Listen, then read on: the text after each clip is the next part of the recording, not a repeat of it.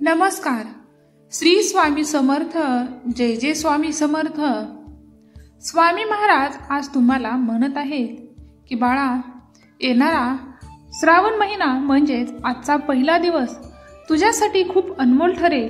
जर तू तुझ्या जीवनातील फक्त 5 मिनिटे स्वामींसाठी किंवा तुझी ज्या देवावर श्रद्धा आहे त्या देवासाठी काढून तुझे मन स्वच्छ करण्याचा प्रयत्न केलास तर तुझ्या आयुष्यात येणारी पुढील 100 वर्षे सुखाने जाऊ शकतात.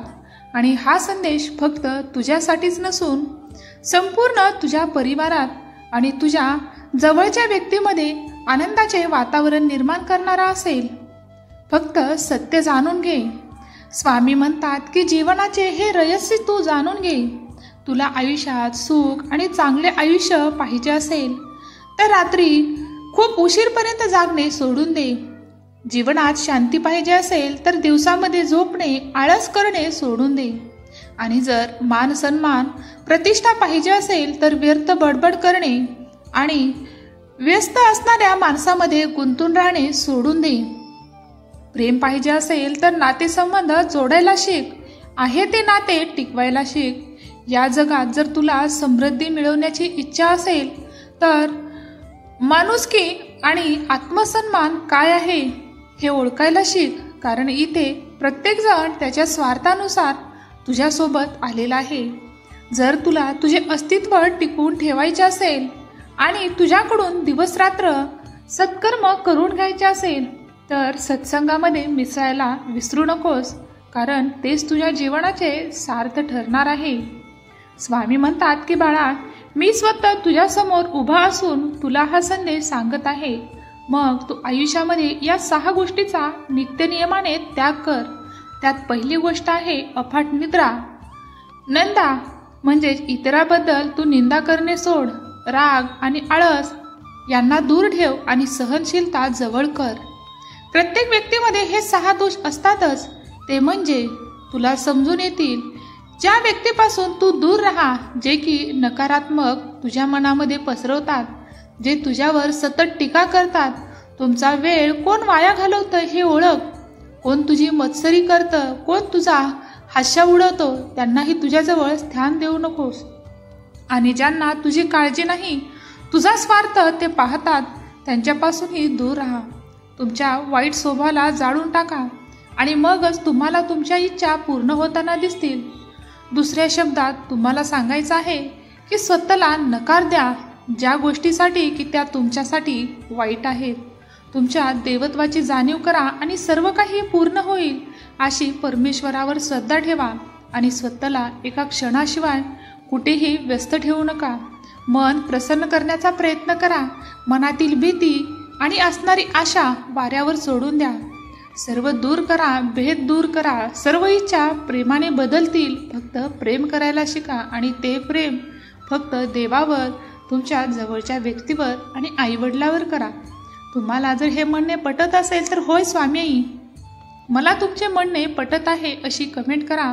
आणि गॉड इज ग्रेट कमेंट करायला विसरू नका. स्वामी म्हणतात की लोक स्वतःच्या आवडीनुसार तुला समजून घेतात आणि त्यांनाही तू तसाच वाटतो. पण विश्वास ठेव.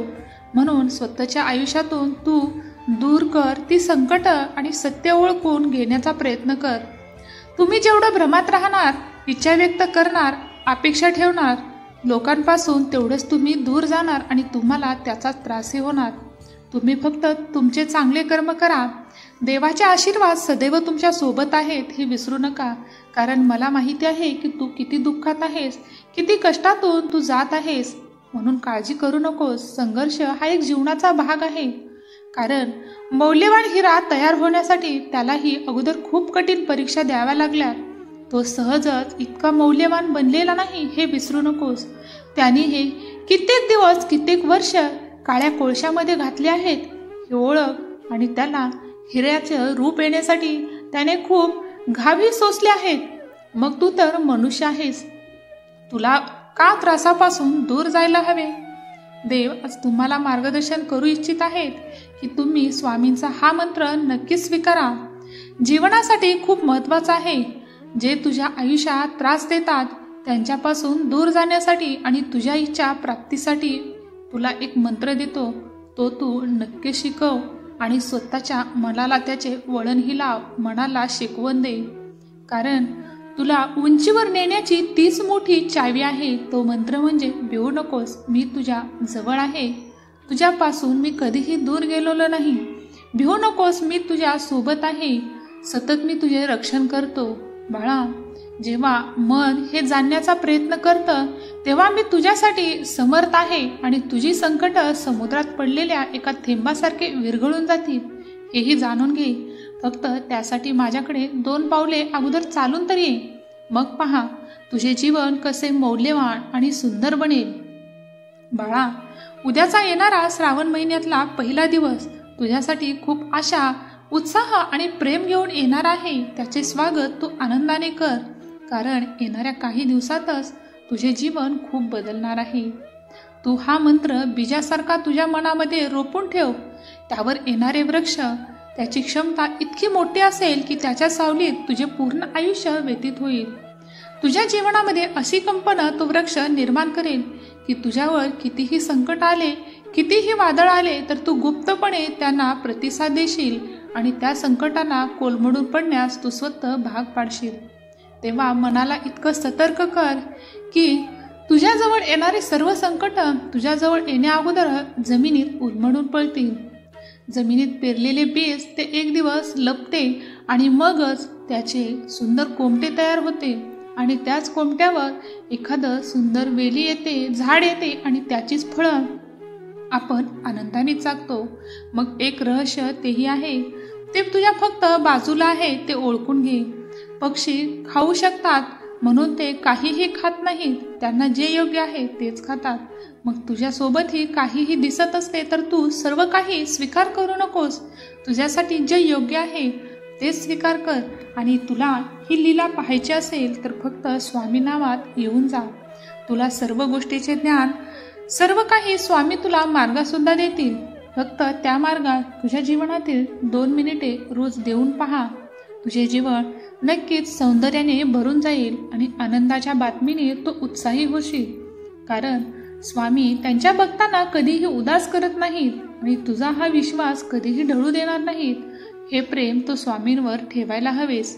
तुमचाही स्वामींवर असाच विश्वास असेल तर होय स्वामी आई, माझा तुमच्यावर असाच पूर्ण विश्वास आहे अशी कमेंट करायला विसरू नका.